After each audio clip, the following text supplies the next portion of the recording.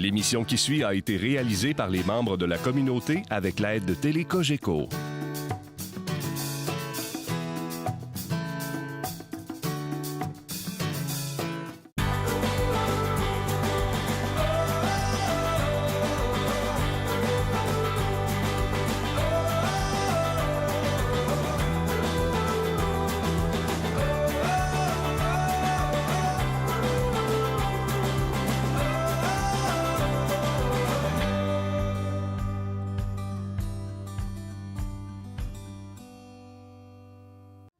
Bienvenue à Expo.tv. Cette semaine, je m'intéresse aux cowboys et aux cowgirls, ainsi qu'à leur sport de prédilection, le rodéo. En selle, c'est parti!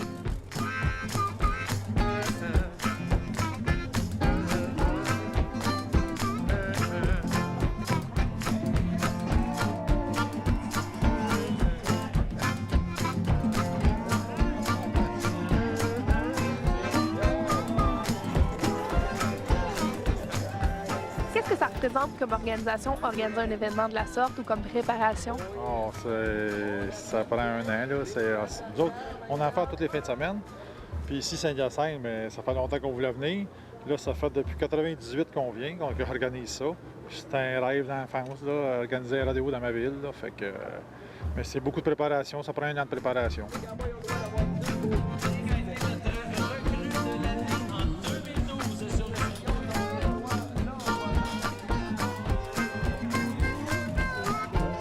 Dans le rodéo, il va y avoir 8 épreuves. Il y a 6 classes officielles. Il y a le monde des chevaux sauvages sans selle, le monde des chevaux sauvages avec selle.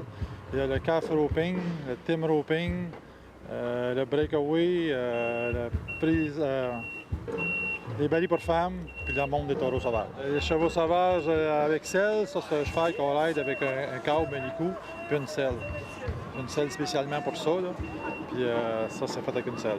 Puis les chevaux sauvages sans selle, eux autres, c'est juste une poignée. Ils appellent ça une rigging. Les cowboys, ils se rentrent la main là-dedans, puis c'est avec ça qu'ils font leur classe. Puis dans le calf roping, mais c'est la prise du veau lasso, c'est en anglais. Il faut qu'ils pognent un veau lasso, puis ils attachent les 3 pattes. On attaque! On débarque! Maintenant, on va aller renverser le veau. On lui attache les 3 pattes. On l'encourage, Saint-Hyacinthe. Miguel Salois. Wow! Depuis 90 que je fais des rodéos. Qu'est-ce que ça représente pour vous? Ah, c'est l'histoire d'une vie, là. On a toujours aimé ça. Petit gars, j'allais voir ça, puis je rêvais de ça. J'avais commencé à l'âge de 15 ans à faire les gymkhana. Puis après ça, mais là, ça s'est introduit dans le rodéo, puis là, on s'est mis à roper. Puis toute ma famille, ma fille, mon neveu, sont tous ici, puis ils ropent, puis ils font des classes aux autres ici. Ma femme, elle est à juge de rodéo. C'est une histoire de famille. T'sais. On passe l'été sur le chemin. C'est une passion. Sur le circuit de l'équipe de Radio du Québec et de l'Association des cowboys de l'Est du Canada. Donc, on le verra performer dans quelques secondes. C'est parti! Wow, let's go, cowboy! Come on! Encore une fois, on a vu que le cowboy s'est agrippé à 2 mains avant la fin de sa performance.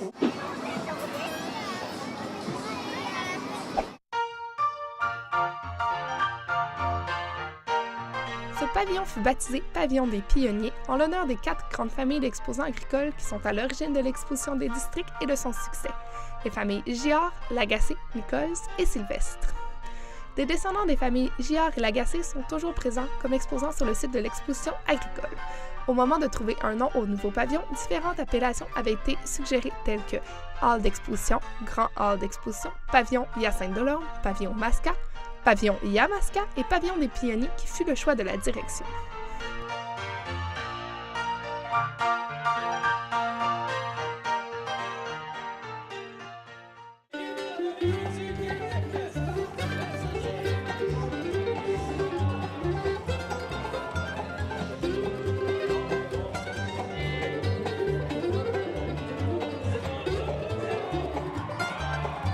Vous participez au rodéo depuis combien d'années?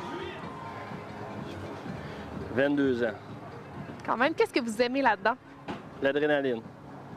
C'est un sport extrême qui est agréable, le fun et beaucoup plaisant. À quelle classe participez-vous? Les chevaux sauvages avec selle, le terrassement du bouvillon et les classes de Gymkhana, qui est le sauvetage, l'échange de cavaliers et poney express. Et pas mal tout. Dans le but, bien sûr, de désarçonner les cowboys. On est parti pour le Kilo Battle. Let's go, cowboy! Yes, sir, come on,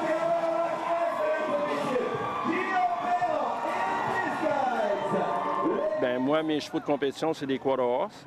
Puis les chevaux de rodéo, ben, c'est du bridage de chevaux de rodéo. Ça peut être du Clyde, du percheron et des animaux bridés pour performer. Est-ce que vous êtes déjà arrivé des blessures quand même assez graves ou J'ai eu des bonnes blessures, des jambes cassées, des coudes, des doigts, des muscles. est-ce que les blessures sont vraiment fréquentes en rodéo? Sont fréquentes, oui, mais je dirais que quand on fait attention puis au lieu qu'on se sert de notre expérience pour performer, c'est beaucoup plus facile de moins se blesser, puis il faut être en forme aussi.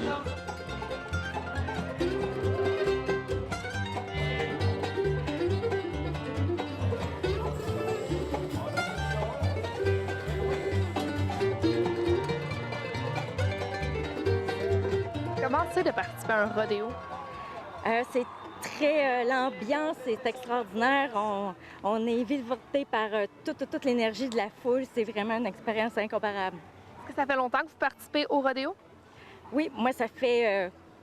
ça doit faire 15 ans, 15-16 ans que je participe au rodéo. En faites-vous beaucoup par année? On essaie d'en faire à tous les fins de semaine. Partir du mois d'avril, aller en octobre. Puis pour quand on est chanceux, on peut faire des finales. Là, ça peut terminer notre saison un petit peu plus tard.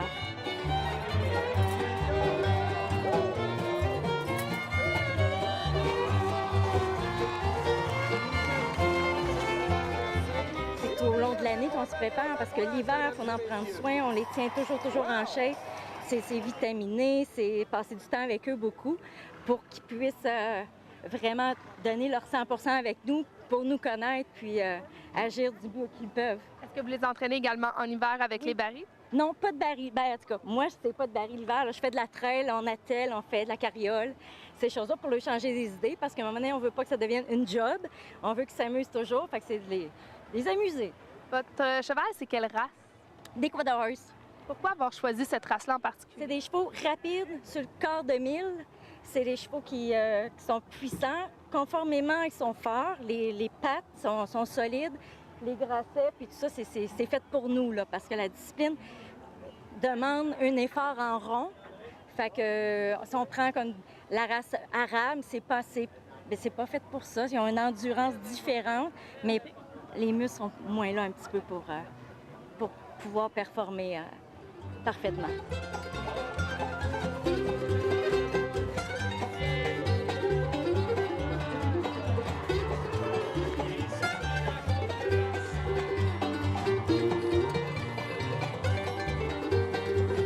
Mon rôle primordial, c'est de rendre le public le rodéo le plus agréable dans les temps morts, dans les espaces de temps et tout ça, en faisant des niaiseries, en allant voir le public, en lançant des fois des articles promotionnels dans les estrades.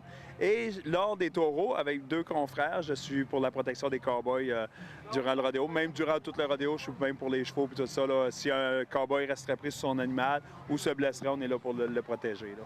Donc, dans ces cas-là, quel est votre rôle? C'est vraiment aller, comme dans le temps des taureaux, si mes 2 confrères tomberaient dans le jus un peu, des choses comme ça, c'est d'aller me mettre entre le taureau, ramasser le taureau carrément sur moi pour protéger vraiment le cowboy des blessures ou des choses de même. Est-ce que c'est dangereux? Il y a toujours un risque. On est chanceux. Comme je dis, des fois, j'ai encore toutes mes dents dans ma bouche. C'est sûr qu'on n'est pas exempt des fractures ou des commotions, des choses comme ça, mais on a de l'équipement, on a des vestes de protection, des culottes de hockey là, qui nous protègent là, assez bien malgré tout. Donc, un peu mieux protégé que les cowboys en tant que tels? Oui. Les cowboys, souvent, ont juste une veste de protection.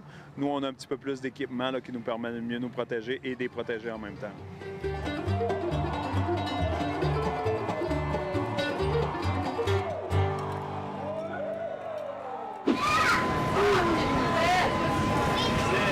Qu'est-ce que vous aimez du rodéo? Je sais pas trop, c'est la première expérience que je vais voir ça. Toi, est-ce que tu es déjà venu le voir? Ça fait vraiment longtemps. Qu'est-ce que t'aimes là-dedans? Le monde qui se font ramasser. La danse l'ambiance. Est-ce que vous venez souvent voir du rodéo? On vient à Québec, ouais. On s'est déplacés. On va une fois de temps en temps quand on peut. Est-ce que vous venez souvent voir du rodéo? À toutes les années. Quelle est votre épreuve favorite dans le rodéo? Moi, c'est la course de baril. Ah oui, j'adore ça. La table de poker. La fameuse table de poker. Pourquoi? Ben, c'est l'adrénaline, là. J'aime ça, je sais pas.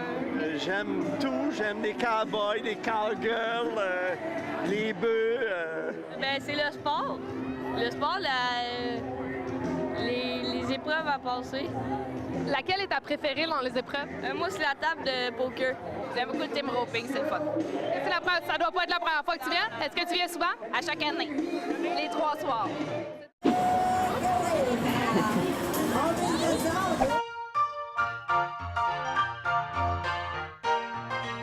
Les années de la Seconde Guerre mondiale n'ont pas été déterminantes pour l'agriculture québécoise, en ce sens qu'elles n'ont pas engendré de grands bouleversements. Toutefois, elles ont empêché la tenue d'expositions agricoles au Canada et bien sûr au Québec. L'exposition de Saint-Hyacinthe s'est cependant avérée une rare exception, en ce sens qu'elle n'a jamais suspendu ses activités.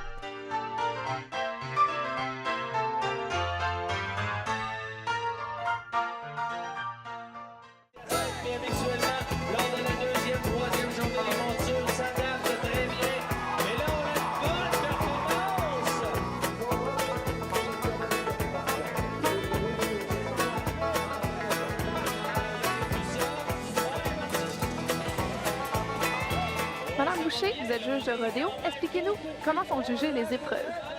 Pour la monte des animaux sauvages, soit la monte des chevaux sauvages avec selle, la monte des chevaux sauvages sans selle et la monte des taureaux sauvages. Les animaux, il y a 2 juges dans le manège qui jugent l'épreuve. Les animaux sont jugés sur 25 points pour chacun des juges et les cow-boys sur 25 points pour chacun des juges pour faire un total de 100 points. Donc, tout dépend de la performance de l'animal et de la performance du cow-boy.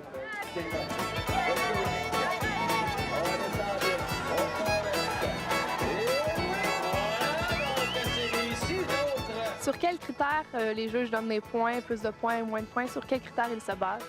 Dans la monte des chevaux sauvages, le cow-boy doit éperonner son animal. Donc, c'est ce qui va lui donner plus de points. C'est sûr que la performance d'animal va l'aider. Donc, plus il va boquer, plus il va kicker, plus ça va donner de points à l'animal. Puis si le cow-boy éperonne son animal, ça lui donne plus de points. Dans la monte des taureaux sauvages, c'est pas obligé d'éperonner. Mais s'il le fait, on va lui accorder plus de points. Et dans les autres catégories, que ce soit les barils ou l'attrapage du veau, est-ce que c'est jugé de la même manière? Non, parce que ça, c'est des épreuves chronométriques. Dans les termes de rodéo, on appelle ça les time events. Donc, c'est des épreuves chronométrées.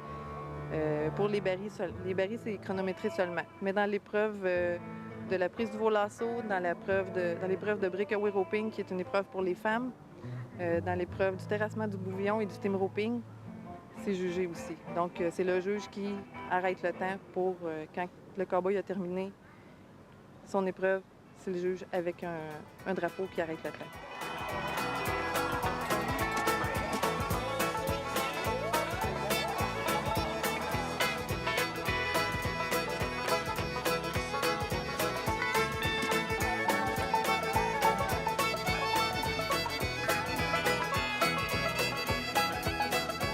C'est déjà tout. J'espère que vous avez apprécié les prouesses des cowboys et des cowgirls. La semaine prochaine, je m'intéresse aux vaches et à Roboléo. À la semaine prochaine!